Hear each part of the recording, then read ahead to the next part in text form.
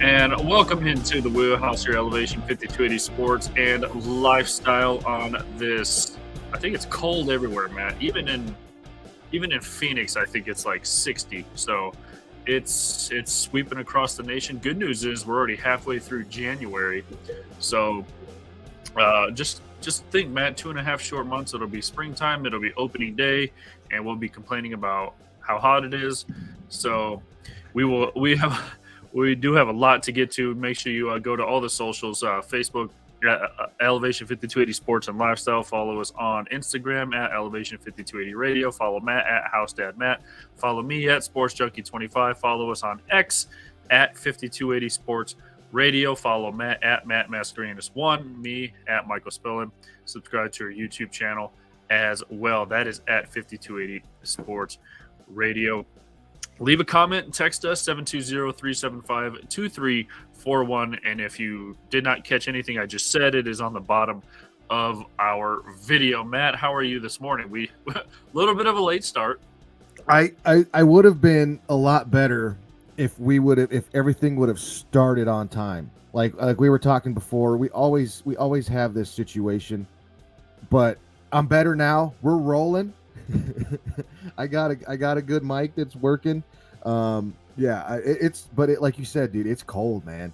It is cold. I think everywhere in the country of the United States is freezing right now, in some way, shape, or form.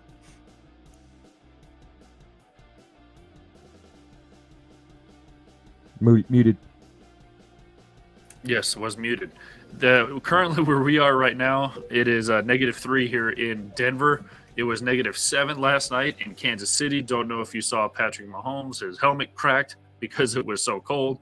And, well, we do have a lot to get to. So we will recap and preview Wild Card Weekend. We'll get to yesterday's games, today's games, tomorrow's games. They had to postpone the Buffalo game because they couldn't get all the snow, and it was just, zero visibility. So I'm getting sick of just dumb social media posts, Matt. I'm getting sick of it. Like ESPN showed the video in Buffalo, and it said, "This is unreal." And I'm like, no, it happens almost every playoff time. Yeah. It's not unreal because it's happening. So it is real, and it happens almost every year in Buffalo. Especially in Buffalo. Yeah. Right? Like I was reading something. I don't know who it was or whatever. Like I initially was like, man, that's kind of lame. That you're in Buffalo. You play football in that weather and those conditions. But then I saw the win and everything. I was like, okay, maybe. Even though I would love, personally, from a fan's perspective, I would love to see a game in those, to see how they would play the game like that. But yeah, it's like, oh, look, the sun's out. Let's see how we can write a crazy clicky story about the sun coming up. Yeah, that's just typical ESPN and their sports entertainment nowadays. It's just ridiculous. Yeah, so getting sick of those social media posts. Also, we will get into the coaching carousel, hence the name of our episode today, Out with the Old, In with the New Old, as a lot of guys are switching around. Nick Saban has retired, so we will get into that, and it's all encapsulated in Fire and Ice. So why don't we kick things off right now with Fire and Ice? It's now time for Fire. Give me fuel, give me fire, give me that which I desire. He's on fire! I'm the only one a burning desire. Let me stand next to your fire. And Ice. Ice Cube, baby. You're as cold as ice. Ice, ice, baby.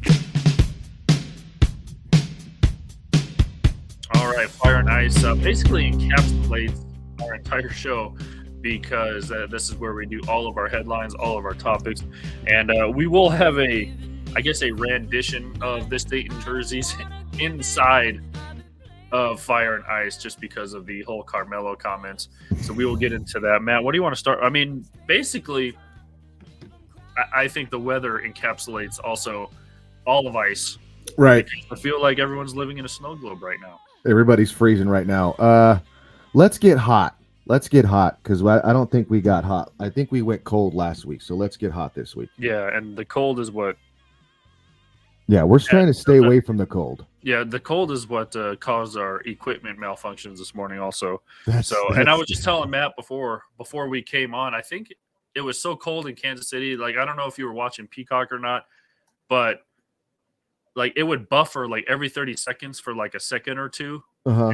It would just, the game would play and then a little circle. Game would play and then a little. I'm just like, I don't know. Maybe it's my internet, or is it just so cold here and in Kansas City that the connection is just like, I'm not sure what to do.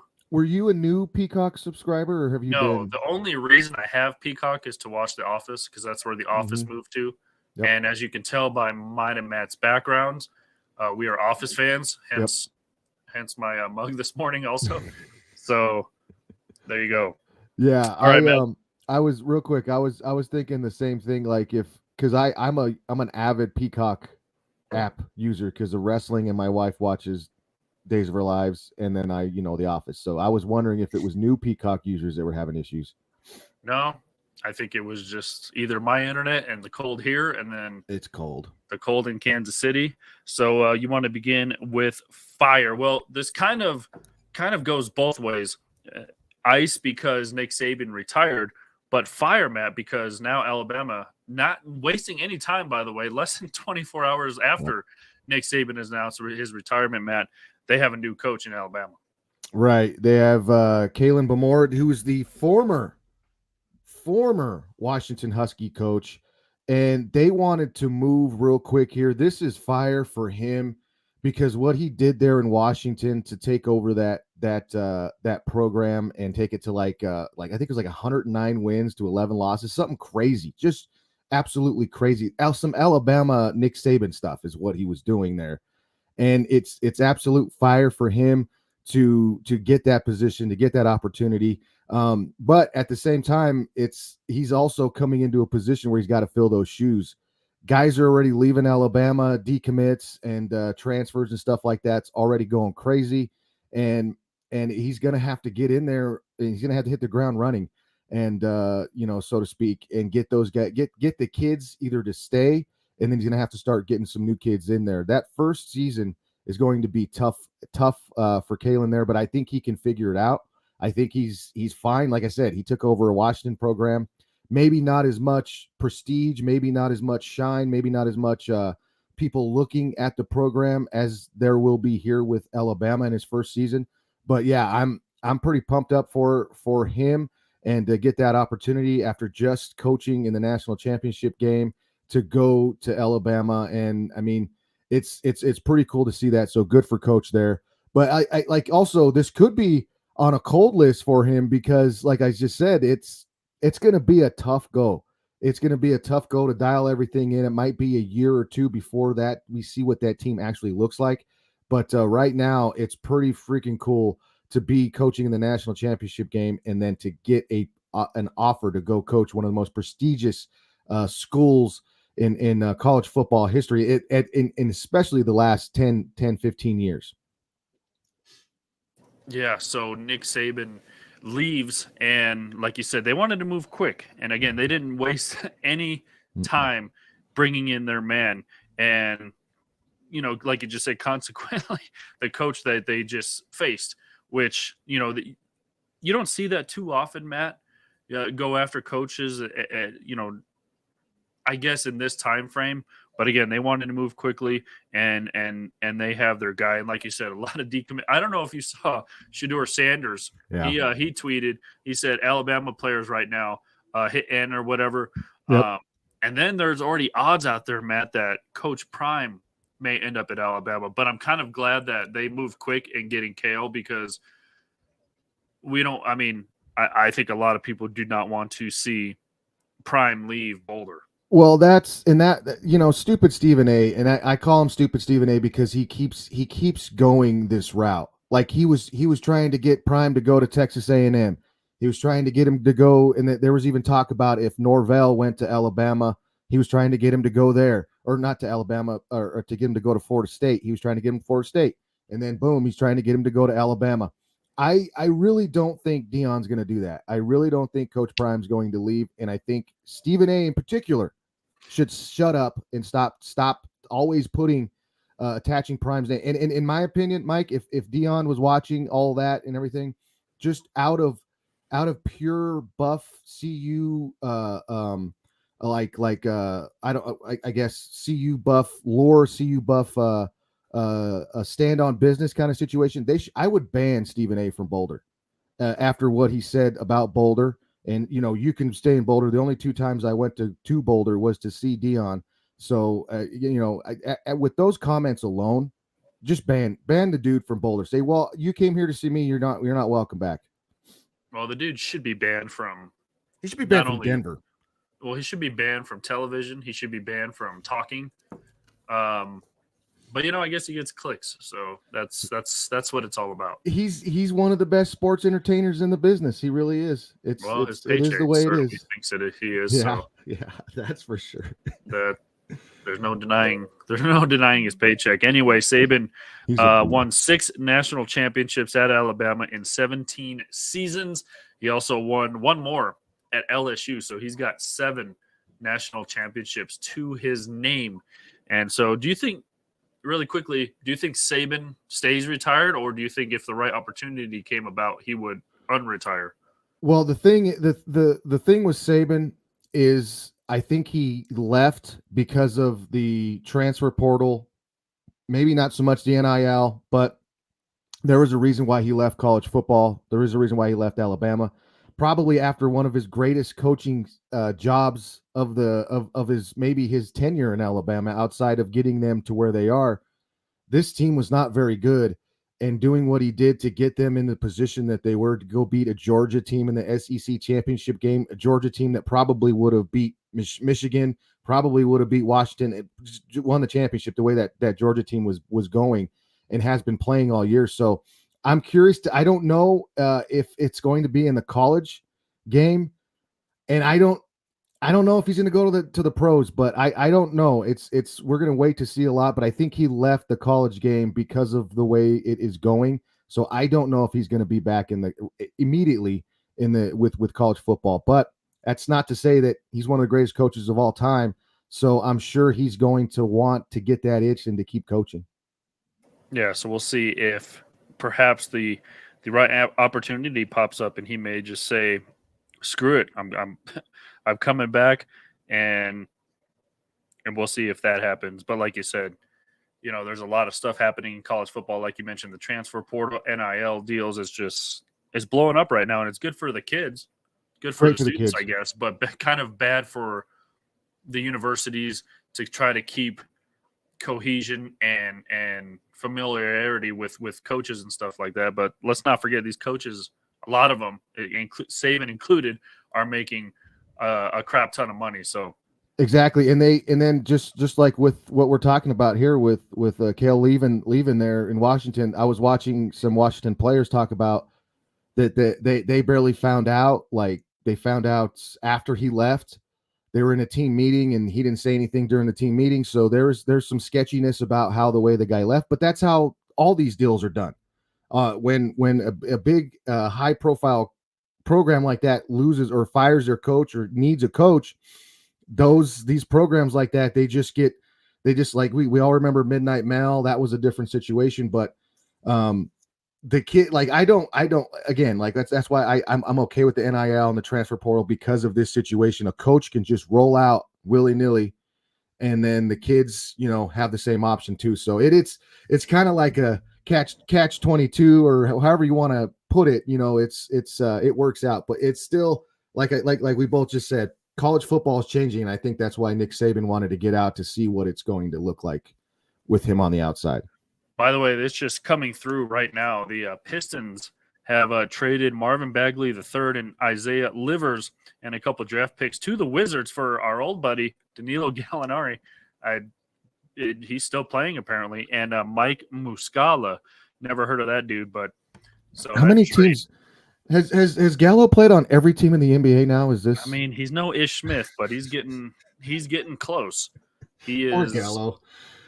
Well, I don't even think he's playing right now. I think he's hurt, isn't he? He's still hurt.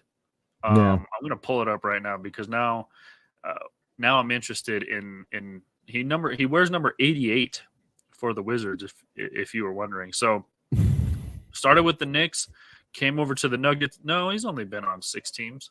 Oh, really? It Knicks. feels like he's been on a bunch. So Knicks, Nuggets, Clippers, Thunder, Hawks, Wizards, and now Detroit. 7, 6. Poor Gallo. All right. I wonder if this is like one of those signing those like release or buyout situations, and he's going to be a free agent. I wonder. Well, number one, he's not going to save Detroit's season. Number two, he probably is not going to play anyway because I think he's still hurt. So, and he was on Boston last year or the year before. Yeah, and he didn't. And Boston wasn't even listed on his teams because he didn't even step foot on the court because he was hurt. Right. So, we'll see what happens with our old buddy Gallo. All right, next on the fire list, Matt, the Houston Texans are on fire. They just blew out the Cleveland Browns, Matt, 2 pick sixes in a row. And our old buddy Shane Falco, who we'll get to on the ice list, obviously, just couldn't. When you come off the couch, Matt, and you start playing, I mean, he started off so nice. But let's not forget, he only started in 5 games for Cleveland. He still threw 8 interceptions in those 5 games. So keep that in mind as well. But how about this, Matt? For the first time since 1950, a rookie head coach and a rookie quarterback won a playoff game. That's crazy. Since 1950. So C.J. Stroud had a remarkable game, had a remarkable season. He only threw – how about this, Matt?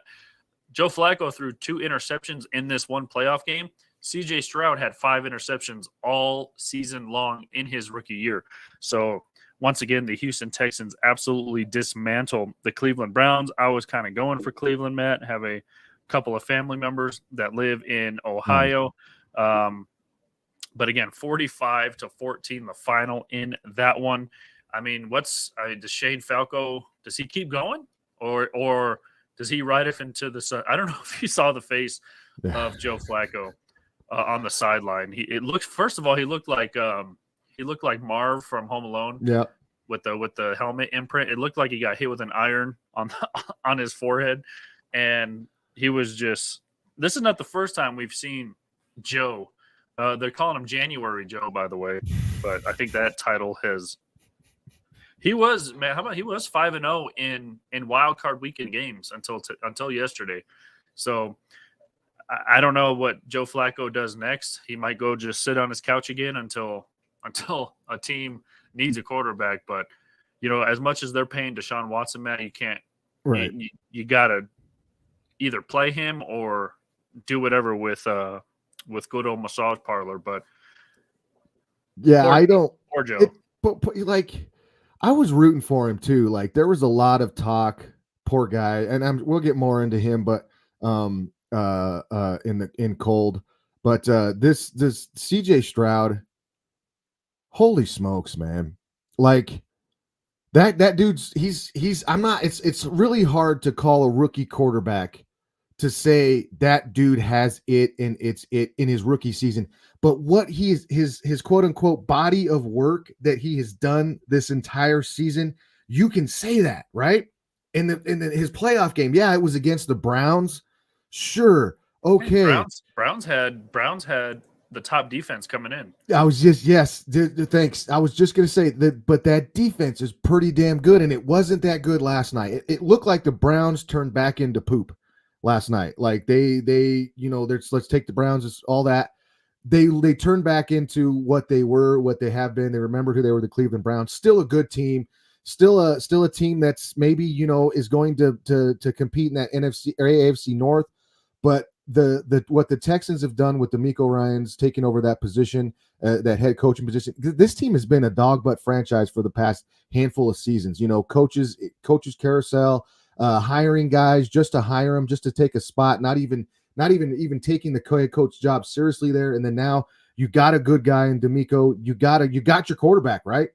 And then shame on all the other people that were talking crap about this dude, saying he can't play quarterback because he went to Ohio State, saying he's not as good as Bryce Young. And poor Bryce Young over there, the Carolina Panthers. We should have put the Carolina Panthers on the cold list, because watching those guys, that team sit back after just firing their first year head coach, just basically dismantling that whole front office, and then watching this guy that you could have taken in the draft just absolutely go off and do what you were hoping to get here in Carolina. It's just crazy. It's crazy. And hats off to CJ. I wasn't doubting him in the beginning of the season, but the dude's got it, man. He can make the pass. He can make all the throws, and he's smart. He's smart. So if injuries, because he got hurt this year, he got a concussion issue. I think he was dealing with some extremity stuff too. So if he stays healthy, the sky's up. The sky's up. The sky's the limit, right? There's a high limit for this team. The sky is up. You're right. The sky is up. There's a big rainbow pot of gold at the end of the rainbow for this team if they keep going forward the way they're going. There you go. But yeah, Houston looked good yesterday. And again, the Browns defense, they did not give up 2 of those touchdowns because 2 of them were pick sixes. So I guess keep that in mind. But either way, Texans took care of business yesterday, and good for D'Amico Ryans, good for CJ Stroud to get the Texans going. And yeah, it was a good game to watch, although I think both of us watched the women's Iowa Hawkeyes versus Iowa Indiana game was a lot better to watch. Yeah, by the way, my boo CC, another 30-point game, by the way, in case you were wondering. She started off kind of cold, though. She was 0 for 6 from 3 to start the game. Right, and then she started banging home that spot. She came and started banging and just dropping it right in that spot, taking the ball to the rim, which gets you. I know we're I don't want to get off topic, but she's so good. She's so good. Yeah, and Gus Johnson, absolute gem of a broadcaster, by the way, calling that Iowa Indiana game. And how about shout out to Gabby Marshall too, the 3-point specialist for Iowa. Just those corner threes, man. Sneaky corner threes. All right, continuing our fire list. Although they played in -7-degree weather, Matt, the Kansas City Chiefs take care of. I don't know if this is a choke. It's got to be a choke job by the Miami Dolphins, Matt. We were falling for the Dolphins after watching Hard Knocks, Mike McDaniel, everything like that. And not only did they lose out on at least home field advantage in this round of the playoffs, Matt, then they allow Buffalo. Well, they didn't really allow Buffalo, but Miami lost a couple of key games that allowed Buffalo to get that division championship, and which forced Miami to go play on the road. And I'm sure you would rather be playing in nice 80-degree weather over at Hard Rock Stadium in Miami instead of -7-degree weather at Arrowhead. And it was so cold, Matt, that we just touched on it at the top of the show. Patrick Mahomes' helmet cracked. Yeah. Helmet cracked.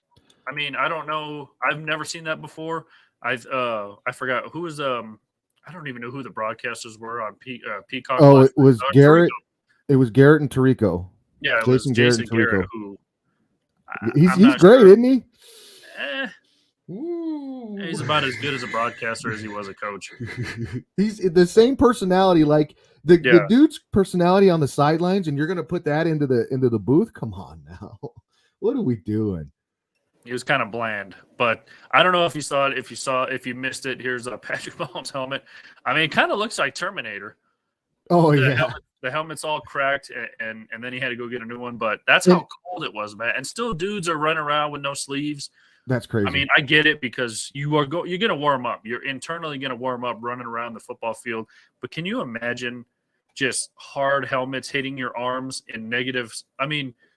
Look at Andy Reid's mustache, Matt. It froze. There was he looked like a walrus. He legitimately looked like a walrus.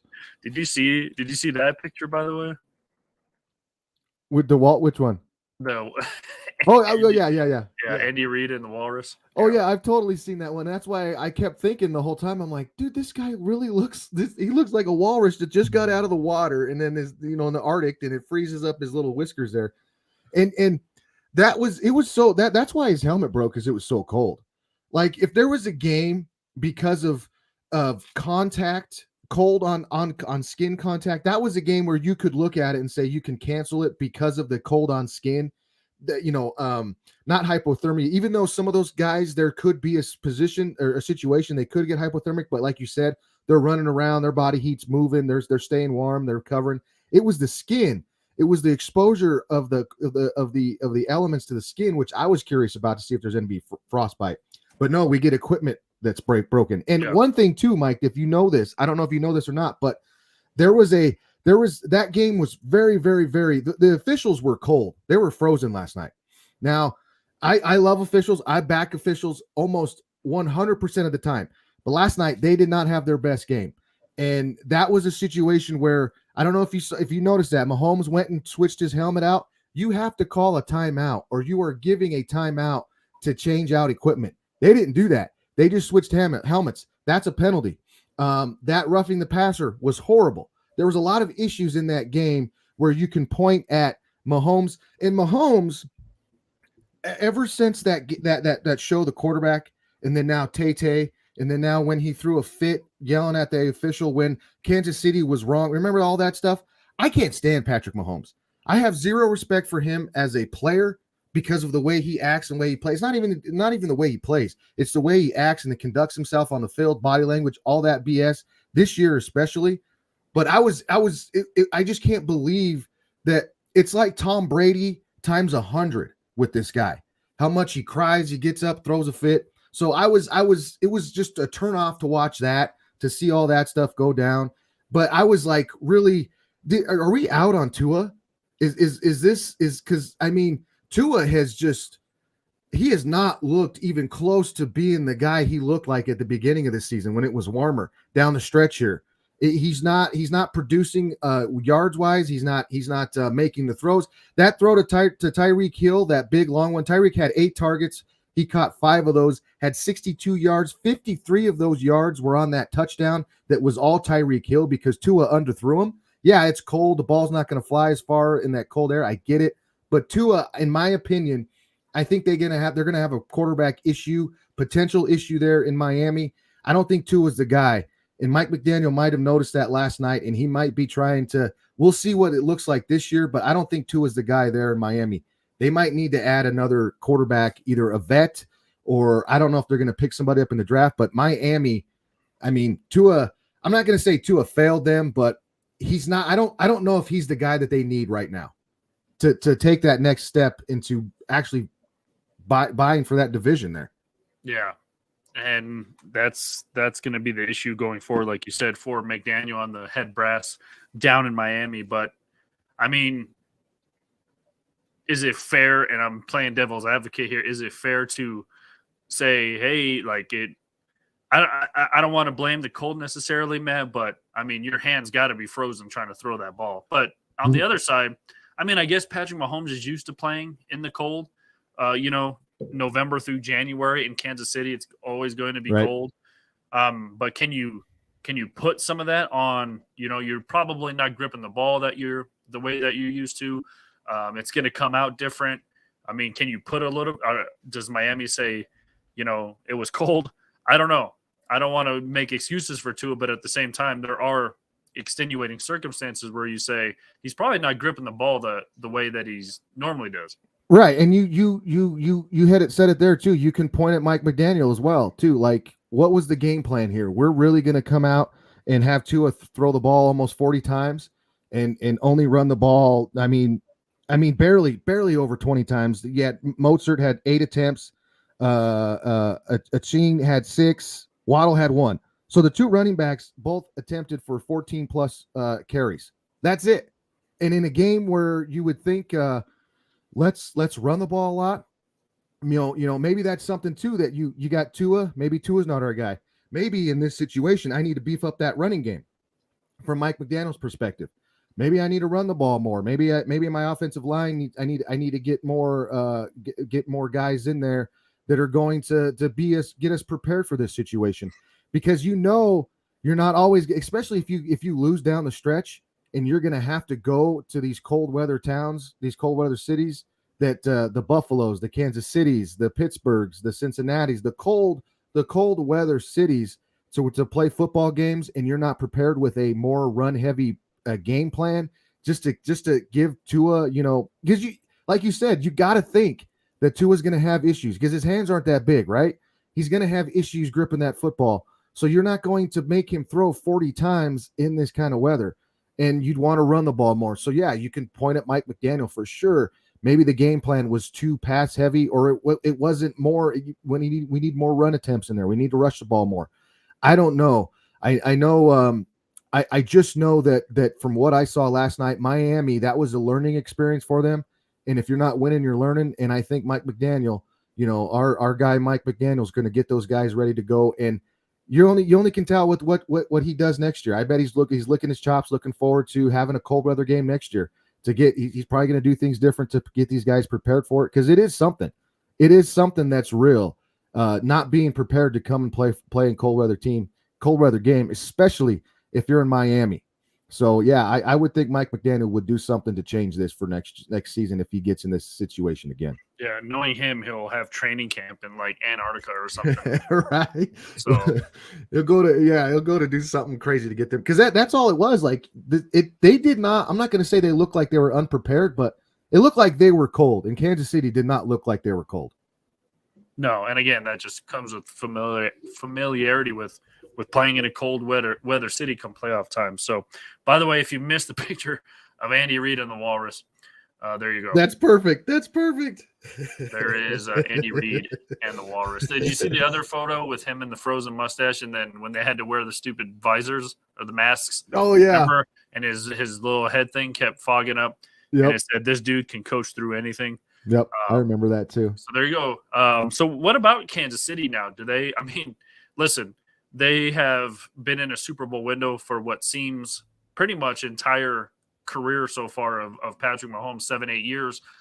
I mean, do they have a chance now to go all the way? I think Miami, on paper, before this game, Matt, was probably their biggest roadblock, and they took care of Miami no problem.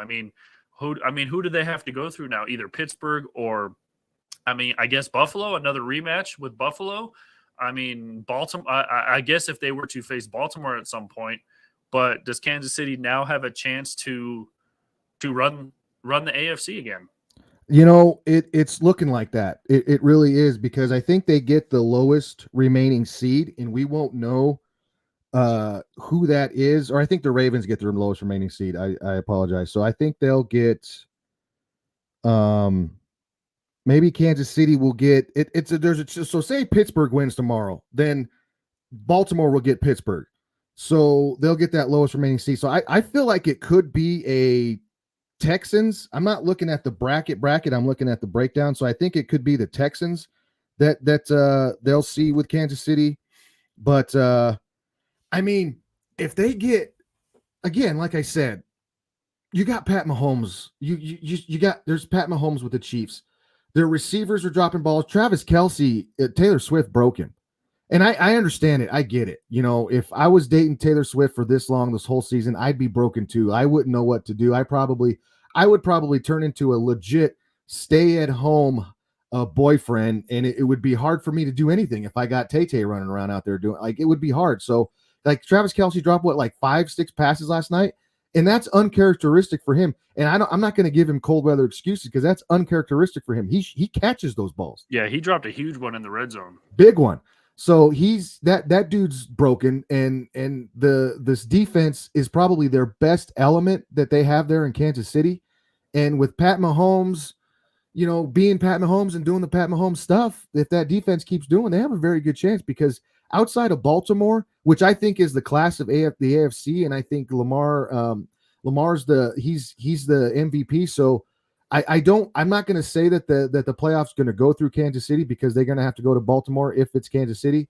And but I think they do become somewhat of the favorites again in this AFC for sure with this victory and the way they did it. So yeah, I'm excited to see what happens, but I think Houston can give them a good run. I think any of the teams that are left can really make it a game.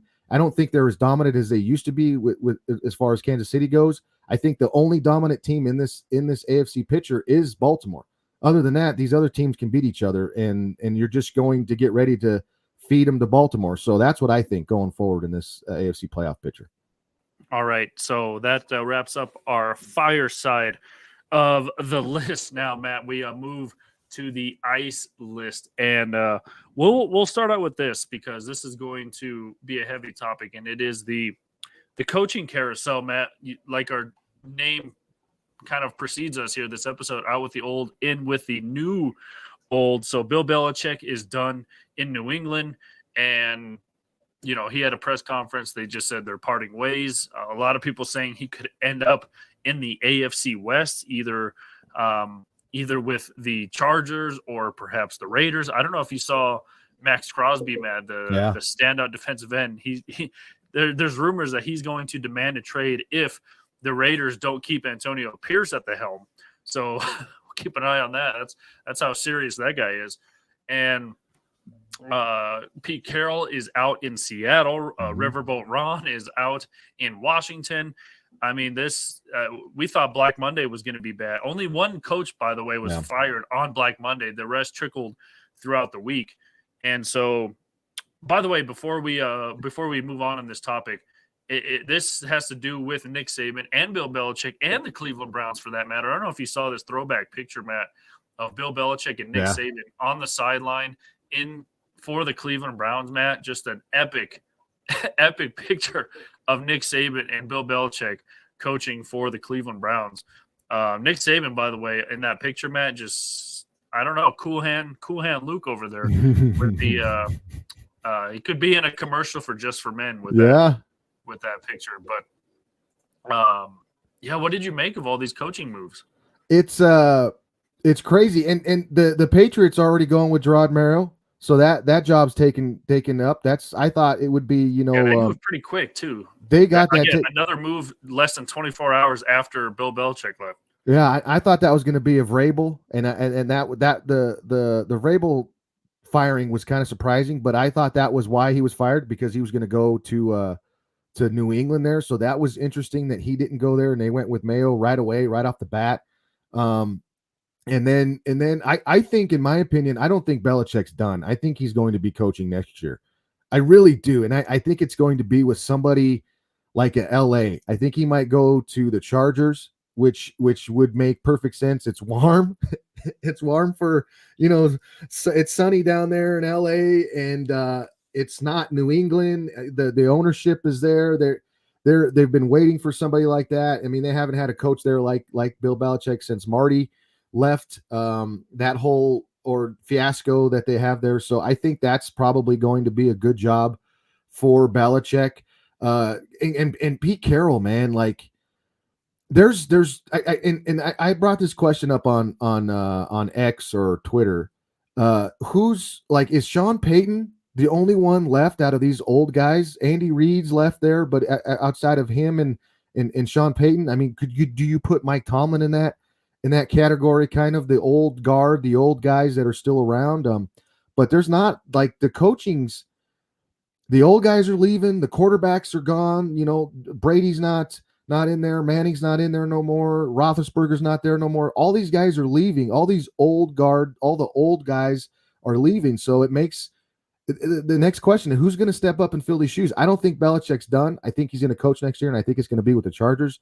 But as far as the other guys, Pete Carroll's supposed to hang around there in Seattle to help with some stuff. I don't know what that's about, but it's very, very curious, very, very curious to see how it goes forward. But I think it's going to be a lot of old guys that are taking these positions with some of these new places.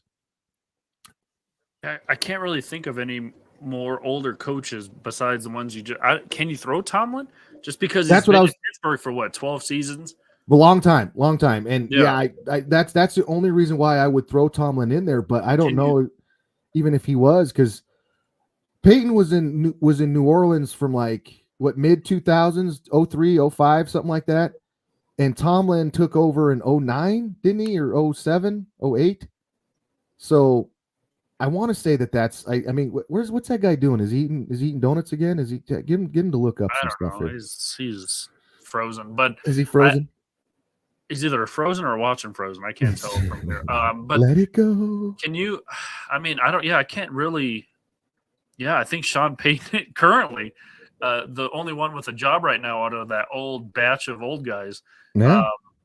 I mean, can you throw Todd Bowles into that? He hasn't been a head coach for long, but he's kind of in that maybe age group. I guess. Bill Belichick will be coaching somewhere. Pete Carroll's the interesting one because when they parted ways, they said that he may still be some part of the organization, whether that's making decisions on rosters and stuff like that. Who knows what it's going to be? It'll be interesting who the Seahawks choose. By the way, that's a big spot to fill. That's a big spot to fill. Riverboat Ron. I mean, he was in Carolina, didn't work out. He was in Washington, obviously didn't work out. And like you commented when we posted that Riverboat Ron was out in Washington. Now does Bieniemy become the new head coach? And let's face it, he's either been in the running or talked about being a head coach in this league for the past 6-7 years. So now is it finally his opportunity to move up? And that could be the move for Washington. Carolina not only fired what was his name at the beginning of this, halfway through the season. Frank Reich. And then they just fired their interim head coach. So they could you see Riverboat Ron going back to, I don't know, but it's going to be interesting where these coaches end up. Yeah, and I think like Ron either is going to stay out of coaching or he's going to go get a DC job somewhere. I think I really wonder how Seattle's going to go with this, because the way they did it makes you feel like that they have their guy, or they got an idea of who they want.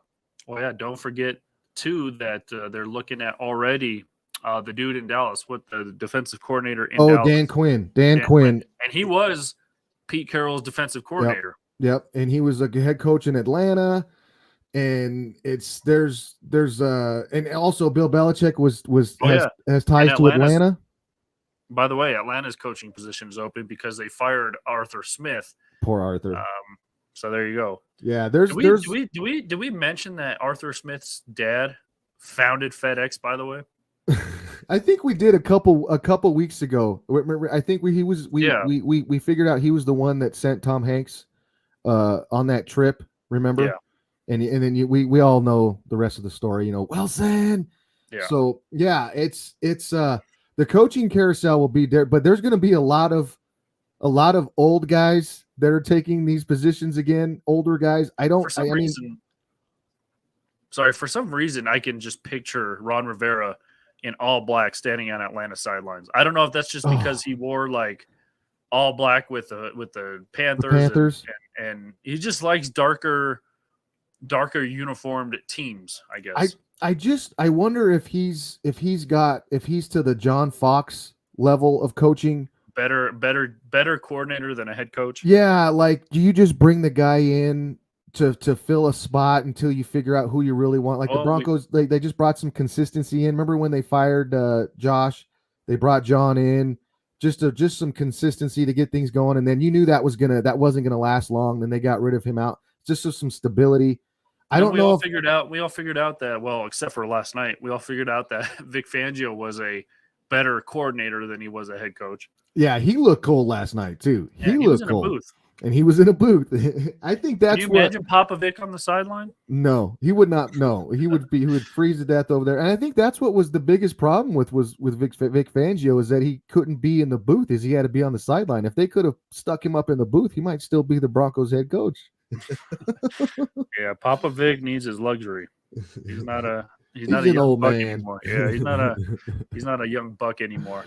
All right, so yeah, it'll be interesting how these. But Dan Quinn, I think, is probably the number one target for the Seahawks. I would imagine, not only because he was the DC there when they won a Super Bowl, Matt, but also, he just familiarity with the franchise and the ownership, and obviously rosters are going to change from year to year. So, but I mean, just a familiar face in that locker room for the organization. So he's probably, I would imagine, the number one suspect. And maybe Bieniemy, maybe he takes the Atlanta job. Maybe he takes, or he gets moved up in Washington.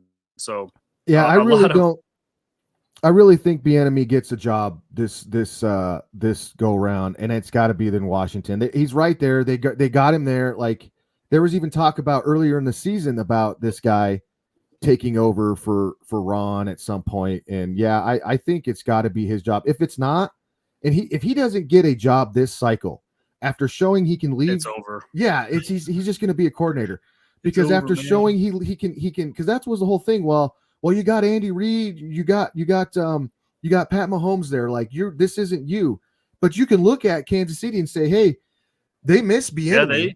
They their offense went down this year. Yeah, they miss him.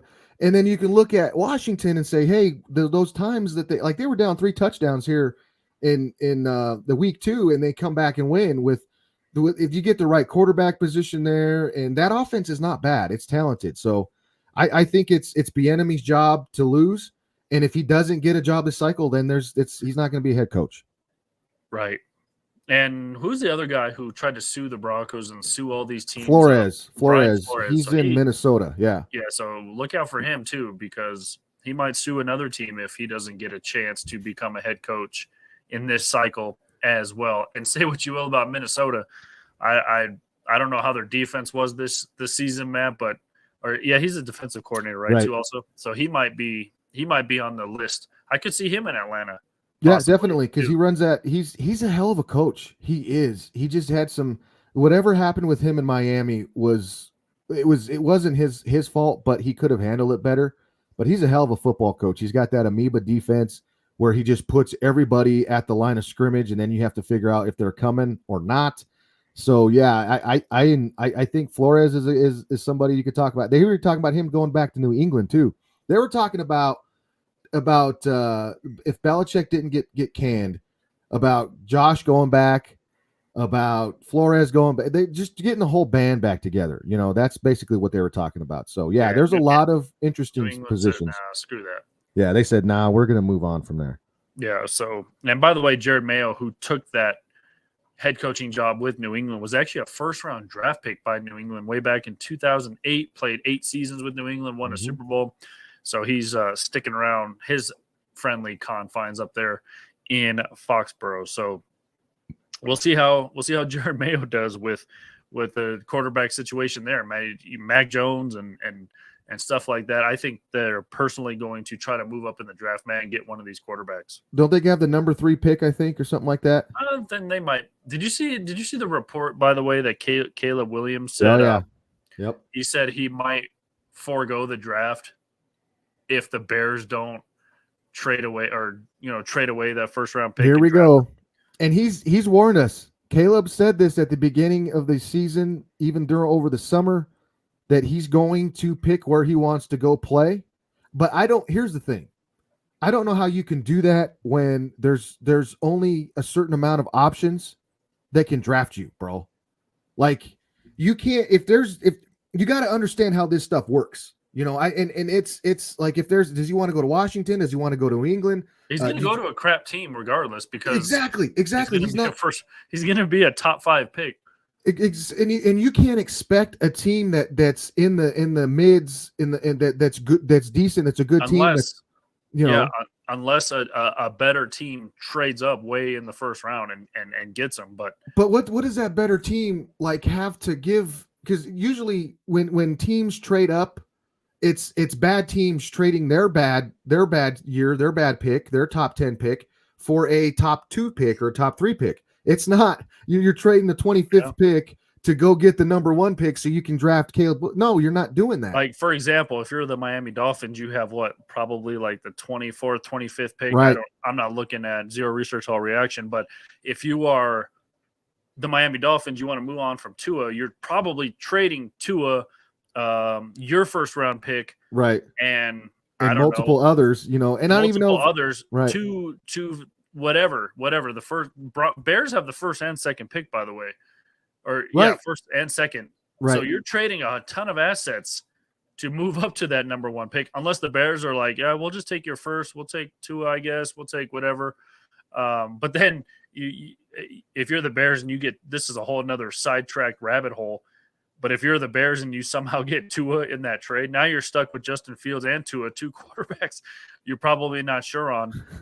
So you're just kind of screwed, but this is more of a hypothetical situation anyway. For sure. So you're just trading all these guys to get Caleb Williams, and now you just traded now you're again mortgaging your future on a guy who hasn't played one snap in the NFL. Right. I think the closest this might be the year that we see something that's as close to what it's closer to what Eli Manning did when it was the Chargers and the Giants that made that trade. You could see something like that potentially. Whoever picks 6th, 7th, or something like that, they might pick a quarterback, and then they might trade that guy to that. It's just the same thing. I think you could see that, but again, who does he want to play for? Like if he's picking a team, if he wants to play for it, you have to be in the position for this team to come and acquire you, And then also too, say if he doesn't want to go play for this team, remember what John Elway was going to do? He was going to go play baseball. Yeah. Is Caleb Williams going to go play baseball? What's he going to do? Is like that's where I'm confused. Like John Elway had options. John Elway is Caleb Williams going to go play for the CFL? Is he going to go play for the XFL? What's he going to do? What is it called now? UFL. The UFL, right? Because they combined leagues, right? Yeah, right. So is he going to go play for those guys where he can pick for? But he's not like, and he doesn't have any more eligibility to stay in school, to my knowledge. I don't think he does, so he can't transfer. Well, what are you going to do? If is he going to sit out? I don't know. He could sit out, but then again, sit out for a year. But if he sits out, so the way I understand, like if you don't declare for the draft, then they can't draft you, so they can't own your rights, right? But if you declare for the draft and the team drafts you, they have your rights. Like Brian Kelly, what did he do? He got drafted by, did he get drafted by Buffalo and then he went and played for the USFL and then he comes back? Like it was something crazy. So there is examples of it. There's things that happened of it, but you don't see it happening now. With all the things all the possibilities, you don't see it happening right now. So it'll be curious, but yeah, I read that, and that's why I was saying, even though I feel like I feel like Sean Payton really wants Caleb Williams, but I was saying at the beginning of the year when they were talking about tanking for Caleb, does the guy even want to come here? Because you're going to run into that situation too. So there's a lot of stuff getting thrown in. The draft is going to be very, very fun this year. I'm excited. I've been watching. I went down rabbit holes with the draft and the college football. I want. As far as the Broncos go, they need to trade. They need to get not trade, but draft Brock Bowers. That's who they need to trade. But anyway, moving on. There you go. Yeah, we kind of touched on these guys a little bit earlier, and that is next on the ice list. Just the Browns and the Dolphins. They got frozen in time. What's next for Shane Falco? We kind of touched on him, but what's next for the Dolphins as well? We kind of touched on this as well, but do they keep Tua? Tua's a big question mark now. Again, can you blame the weather? Whatever, your hands are frozen. Whatever. He was wearing a glove. It was weird. He was wearing a glove on his throwing hand, but nothing on his non-throwing hand. I don't know if that affected anything either. But you only score 7 points, Matt. That's not going to win you a ton of playoff games, especially against Kansas City, no matter how much they are struggling as well. Kansas City on a bad night, Matt, is going to beat most teams, even with the down year that they had, a quote-unquote down year for the Kansas City Chiefs. So, the Browns have an interesting situation with Deshaun Watson. He's kind of hamstrung that franchise as well. Maybe he needs to go get a massage to get that hamstring better. Yeah. I mean, there's a ton in Houston. He was in Houston. Nobody really brought that up. I mean, did he go to the old stomping grounds? We don't know. But yeah. So I guess more importantly, I think the Browns will be okay, Matt. Kevin Stefanski has done a marvelous job. He's in the running for Coach of the Year. So is DeMeco Ryan, by the way. Yep. I mean, you get Nick Chubb back. He might miss even more time, Matt. He might even miss next season. So it is just, and who knows if he's going to be the same Bradley Chubb that he was, or I'm sorry, Nick Chubb that he was. They're cousins. They're cousins. I don't know.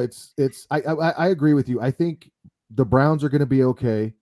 They have options there at quarterback outside of Watson. So I think Flacco is going to be the odd man out, and he's going to end up being a vet backup, a bridge guy on another team. And he's proved that he can come in and do what you need him to do, but he's not going to win you a playoff game at this point in his career. That's just what you saw yesterday. I think the Dolphins, I mean, they got Mozart, they got Etienne. but I think they add another running back. I don't know what Derrick Henry's going to do, but can you imagine a brawler in that offense? McDaniel's got it in him. He can run that West Coast offense.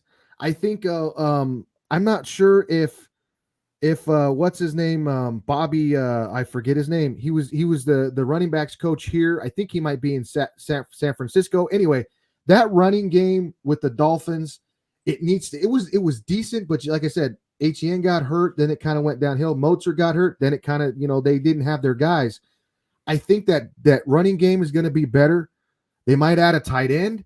I think they're going to live with Tua. They're going to sign somebody. They might even draft somebody. I don't know who, but I think they're going to live with Tua for one more season. But what I saw yesterday, I'm very, very much questioning, and what I've seen down the stretch with Tua, if he's the guy.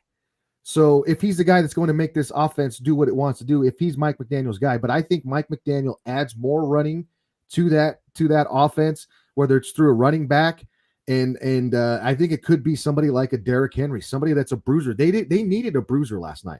They needed somebody just to set the tempo and bang. And I think Derrick Henry can still do that in spurts and situations. Is he going to be your bell cow back anymore? No.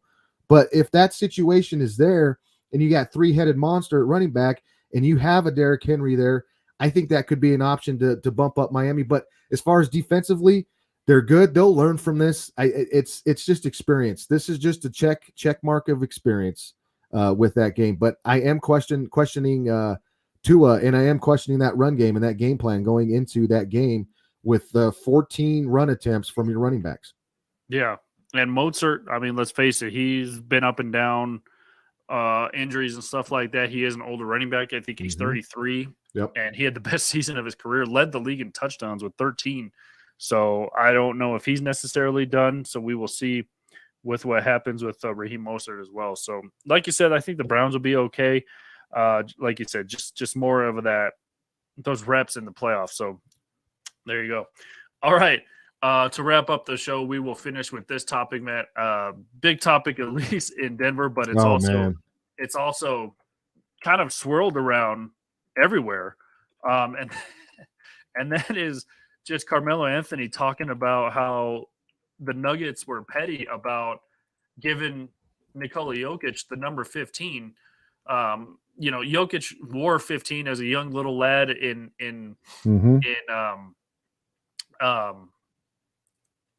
it's just crazy. This guy, he wants his number retired, but yet then he's going to talk bad about the franchise. He's going to, what did you make of this, by the way? What did you make of Carmelo Anthony opening his mouth? And before, I'm going to preface this by saying, listen, I think I had every single Carmelo Anthony jersey, Matt, from Oak Hill to all of his Nuggets jerseys. I had all of his Jordan shoes and the Jumpmans. I mean, say what you will, forced his way out of Denver, whatever. Nuggets got a good haul for him. Speaking of Danilo Gallinari, right? He was part of that trade. Yep. The only bad thing is that they had to trade Chauncey with him. Right. That was what I think a lot of people were frustrated by. But I think it was, who was it? It was Gilbert Arenas on Club Shay Shay with Shannon Sharp. Yeah. And Gilbert Arenas said, "Look, your career is a New York Knick now. Like, right. It's your time in Denver is over." Although he did a lot of good things in Denver, Matt. Let's face it. Every year he was here, they went to the playoffs, just couldn't get over the hump. They went to the Western Conference Finals in 2008 and could not get past Kobe and the Lakers, all because of an inbound pass by Anthony Carter. But that's a whole nother. Why are you having the shortest guy on the court try to throw an inbound pass over Lamar Odom? George Karl. So that's another topic for another day. But I kind of agree because in the later half of his career, Matt, I mean, he was number 7. Right. He was number 7 with the Knicks, with the Thunder, with the Lakers. He wore 00. I kind of liked his 00 with the Trailblazers. Me too. But I mean, this whole thing is just getting out of hand a little bit. I think they finally got to him, and I mean by they, whoever is asking him, it's finally got to him, because it was all last season. Where's Melo? How come Melo's not here? How come Melo didn't show up for Denver? How come blah blah blah, and to show up and get support the championship and all this and that. He's a Denver Nugget, blah blah blah. And I think he's finally, after what he said, he's finally, in my opinion, detached from Denver. Like he was, and this is tough for me. Like I'm not getting emotional or nothing right now. Carmelo Anthony has a special place in my fandom Denver Nuggets heart. I can still remember going to the games and watching that guy play basketball his rookie year all the way on. I remember the battles between or arguing with people that he was better than LeBron James, because that was the conversation his first at least 2-3 seasons in the league was who's better, him or LeBron James. I feel like he should have won the rookie of the year, but he didn't. LeBron did. He should have. He should. If anything, it should have been like a rookie of the year. Because he was averaging more points, he was doing more, and his team got to the playoffs. Yeah, Denver made the playoffs. Cleveland did not. Right. So here is a snippet of Carmelo on whatever this is, 7 p.m. in Brooklyn. I think it's him and Mero's. Yeah, yep, it's him and Mero's podcast. So let's get a listen. Dog, let's be real. What's like that? Statistically speaking, like you said, impact speaking, culturally speaking, community speaking. Yeah. Fam, come on. It's not a comparison. It's like, it's just, I know it. I mean, you know what I mean? Like it's obvious that your jersey should be retired in Denver. That's obvious. They should do it. I don't know. I don't really put no pressure on it though, but they should do it. Keep it a buck. Because it's just, we created something. We created that team something. Before the powder blue jerseys, the Nuggets were bland, bro. Like they were like the we don't let you do that. We don't let you do that. We hold it down. I play basket number 15. I am number 15. Yeah. Hell yeah. Because what the fuck? Did you think it was a number? It wasn't like, oh, we got numbers to choose from. It was like, here, take this one. You got 15. Like, ooh. You know what I'm saying? Like, so they got rid of one and they banked on, but they both was good though. Yeah. And at the time, Nurkic was considered better than Jokic at that time, right? So everybody was like, why you get rid of Nurkic? Why you keep Jokic? Can't even say I always want to know. He became, you get what I'm saying? Yeah. The investment started to pay off, right? And now it's like 15. Now I'm going now. So now I'm 7 now. Like 7 is the new thing. You know, I'm in the Mecca. I'm back. That's it. It's God number. You know, it's a God's number. So I'm not even thinking about 15. I'm just thinking this is a chapter of my life. Boom. I'm like, fuck is going on? Like big Euro ass motherfucker. 15. So now just start thinking, oh, this is because this is the narrative that they put out there. He wanted to leave. He wanted to do this. He wasn't. Nah, but why would you disrespect by even offering that? All right, we'll stop there. It just kind of just goes on and on and on about whatever. I mean, it is what it is. But like he just said, he moved on. He's number 7, and then he said, "I'm not putting any pressure on it." But yet he keeps talking about it. He keeps talking about it. And I remember too do you remember when like I think when Joker won his first MVP, they talked to Melo they asked him something about that number, and he said that they should have retired that number. And then he even went on and said that they should retire that number. Like it was in his mind, it was in the back of his mind. I think there's a little sense of, because if there wasn't, you wouldn't be talking about it anymore. There's a sense of jealousy that people are going to remember Nikola for number 15 instead of Melo. And I think there's a little piece of that. There's a little bit of that, which, okay, but like, let's just go with 23. Are you going to think of LeBron James? Are you going to think of Marcus Camby? Are you going to think of those guys that were, no, you can think of Michael Jordan, right? And I think this 15 whole deal is something that he can still, that was a piece of, because he even said it, I only wore 7 or I only wore 15 with the Nuggets. And I think deep down, he's sad in a sense that 15 should be his Nuggets legacy. That number should have been retired and not given to Joker. And in my opinion, okay, I understand that. I get it. But he also has to understand what Joker did in that 15. 2 MVPs. Western Conference Finals MVP. Finals MVP. NBA championship. So whose 15 is it? It's freaking Nikola Jokic's. It's my number 15, punk ass Mero. Don't mock the GOAT. You can like that ticked me off. Like I was a fan of that dude anyway, but that really ticked me off when he's making fun of 15. Carmelo Anthony, like he's got a special place in my heart. 15 does. Carmelo Anthony 15, the rich and creamy Denver Nuggets, the braids. It's all there in my. But as far as going forward from now, Carmelo Anthony was a Denver Nugget, but he's not a Denver Nugget anymore. He's not. He's not up there. You can look at it and say what he did and say how he did it, but in my opinion, he just disconnected himself from the Denver Nuggets and said, "Nah, I'm done with those guys." That's the way I got it. That if he's butthurt about Nikola doing more with 15 than what he did. And it's we can't even look at, okay, what Carmelo brought him to. Yeah, he did all that, but he didn't take him to the next level, right? He got him back into the view, but it was still, you still had to have Allen Iverson to get other guys to come here.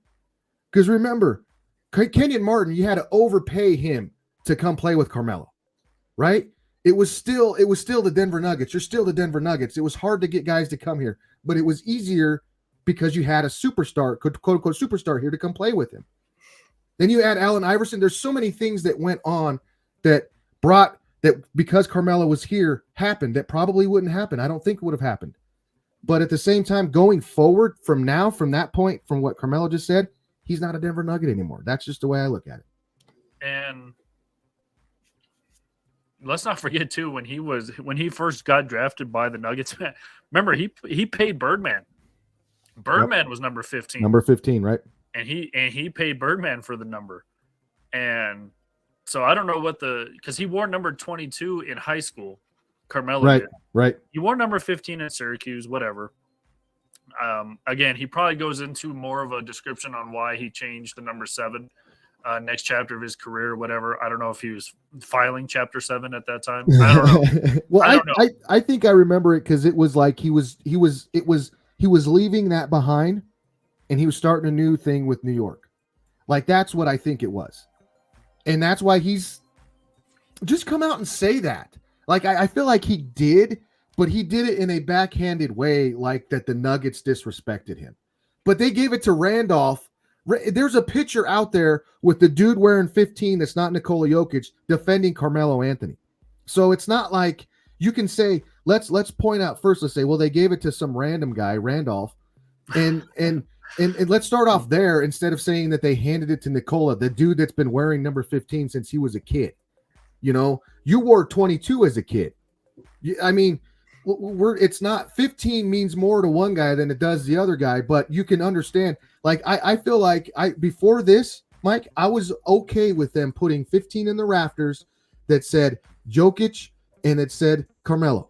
That said, I was fine with that. Now It's Joker. It's Nikola Jokic, number 15, Jokic. That's it. Yeah. Like you said before, I think the Nuggets were probably waiting until Jokic retired. Yes. Whenever that is going to be, to retire both of them. Yes. And I doubt they would have like a split ceremony. I mean, Jokic doesn't care, dude. Like he doesn't. He doesn't care. He's just like, retire his number, retire. I don't care. You know what, Mike? I wouldn't be shocked if Joker came out next season was wearing a different number. You know, because that's what it is. That's what he did. He doesn't want anything to do with winning. Though, can you imagine the money the Nuggets would make by him switching numbers? Oh, I know. Because if he switches number, not only does 15 now become like a throwback, quote unquote, Vintage. But now they're going to make a whole bunch of money off his new number. Yeah. And I think and in my because look what he did last year when all the MVP stuff. He stopped trying. He didn't even care. And then now look what he's doing this year. He's taken 3 shots against the Detroit Pistons. And it's like the Joker is so good that he's like, I play when I want. Yeah. I don't have to score basket. Yeah, he just tries to get everyone else involved when I don't know if he feels the spotlight or feels the pressure, or he just is like, I'm done hearing about it. So I'm not going to try anymore. I'm not going to give them ammo to talk about it. Yeah, I'm not giving them the satisfaction of the stupid MVP race, the stupid number debate. Yeah. I like Mike, I really feel like that he's the greatest player that he might be the greatest basketball player when you go to mind, you go to soul, like everything that you can think of making a basketball player. He's got it. He's got the size. It just everything. Did you see him dunking the other night? He was jumping from the free throw line. He was pissed. Yeah, he dunked because he was pissed. And when he bulldozed over Valanciunas, his bro, like they're bros, and he just like he's entering Kobe Bryant mentality right now. Yeah, Mamba mentality.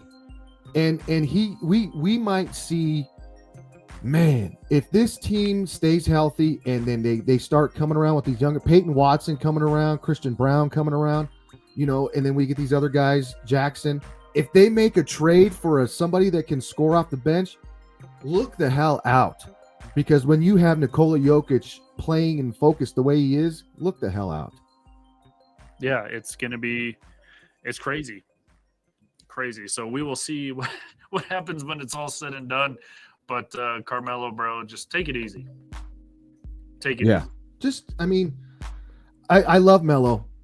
Like I'll say it again. I love him. There's a special place for him in my Denver Nugget fandom heart. But he just sounds like he sounds. Well, he's contradicting himself almost every sentence. Because he's like, I don't care. I'm not putting pressure on it. But they should retire it. Like it should have been retired. Yeah, it's like, what are you handing them? You're handing them. They're not saying, hey, come here. We got 15. Nobody's worn this number ever for us. You want to wear this, bro? No. And to tell me that Nikola Jokic doesn't know who number 15 is or he wore it, that's crap too. Nikola Jokic knows basketball. He knows who Carmelo Anthony is, and he knows he wore 15 for the Nuggets because there's a picture of Nikola Jokic wearing a Nuggets shirt. Yeah. Yeah, as a little Serbian lad, little chubby kid wearing the Nuggets. Come on, dude. Yeah, and what was Carmelo wearing back in the day? Knicks stuff. Probably. Knicks stuff. Well, he went to Syracuse. I know he was born in Maryland, or he lived in Maryland. Baltimore. And then he goes to Syracuse. I understand the New York stuff. I get the Mecca. I get it. But don't act like the Nuggets just totally pooped on you because you left them, even though you did. Yeah, and say what you will about forcing his way out. It was time for him to go. Yeah, I'll always say that. I didn't either, but it was time. We needed to get rid of him. George Karl needed to move on from him. George Karl said a bunch of times that Melo's always been a quote-unquote selfish player. And that's what he's looking at now. That's what he does now. And in college, which was crazy because I don't know if you watched him that much in college, Mike, but that dude was all over. That dude was passing, playing defense. In the Olympics, whenever he goes to play for the Dream Team, he's passing. But then it's crazy. It's crazy. Yeah, so. Damn it, Melo, why'd you have to do this to us this week? Right? Fired up. So Carmelo lands on our ice list just because of his stupid comments. And there you go. That's going to do it for us here on the Wheelhouse. Don't forget to go to e5280sports.com. Whole bunch of new articles on there previewing this wildcard weekend. Good articles, man. Great ones. All of our past podcasts on there as well in the audio vault and in the video vault. Go check that out as well. Go check out Spotify as well for all of our past podcasts as well. But that's going to do it for us here Thank you for tuning in, watching, commenting. Stay warm. Go And not Pack, go, only- baby. And not only stay warm, Matt, stay mellow.